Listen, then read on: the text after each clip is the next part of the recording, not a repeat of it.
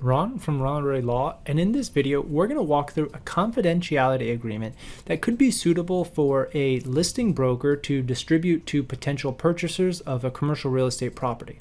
These are really common, and watch this video to find out more. Hey everyone, Spencer Burton here. Allow me to introduce Ron Rohde. He is our ACRE legal contributor, and he'll be sharing a walkthrough of one of his real estate legal documents.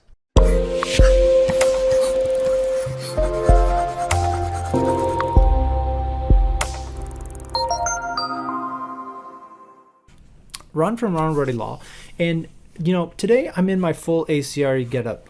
I don't know if you can see here, I've even got the backpack, so really thankful to ACRE for providing this, but let's get to it. So in this document, you really want to start with a lot of just basic information: the address, the listing broker, property name, confidentiality agreement up here. And what's really common is that you have this automated DocuSign. Almost, I would say 99% of these now are all electronic signature that provide automatic access to the data room.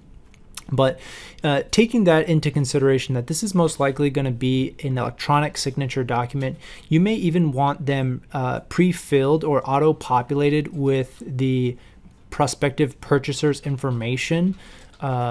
You can have this contract populate with their name when they put it in on that CRM. So that part of the mechanics aside, you just want to set the identification of the specific property. And again, sometimes for commercial properties, this can be a challenge if you have multiple addresses, you have multiple parcels. But what is the common name, and can you be specific enough about, say, like a retail shopping center that includes out parcel, that includes adjacent retail centers that maybe don't have the same broader name? So there's not a lot to it. This is an inducement to disclose confidential information. We have definitions, and it explicitly excludes, information that's publicly available. And so that's usually the most common defense, is that I received this information through the Dropbox or the data room, but it was also distributed publicly here, or it was also shared with somebody else here. And that's a defense to a claim of sharing public or confidential information. But here, again, it can be really anything determined to be unique to the property or unique to the owner.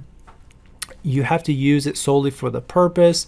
You can't disclose it except to agents and vendors as strictly necessary for the purchase of the property. Here, this one is not represented by a broker. You would probably need two different forms.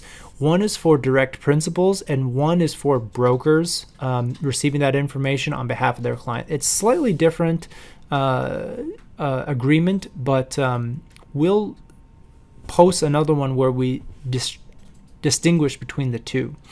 Again, but it's really pretty boilerplate. This one is for Texas.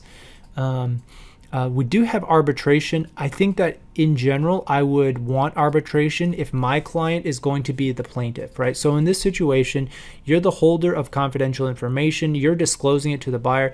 If there is some type of breach, the seller or my client would be the one suing the prospective purchaser. And so as a plaintiff, you typically want an easier and lower cost and faster resolution to any type of litigation. So you do want arbitration. If you're on the other side, you want to discourage that type of litigation. And so you don't want arbitration. A single arbitrator, again, makes it very high risk. So if somebody's suing you, there's a high risk of you losing there. So putting your own information here, broker name of record.